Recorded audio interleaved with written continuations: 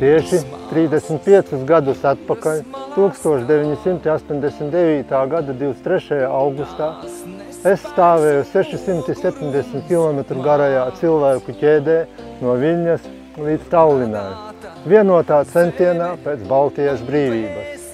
Atzīmējot šo gadadienu, aicinu 23.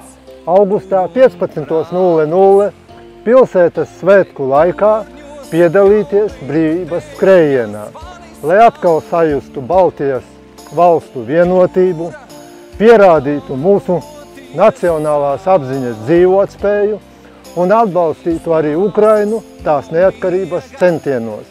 Sāksim šeit! Skriesim pa Preiļu pilsētas parku kopā ar ģimenēm un draugiem, visi kopā.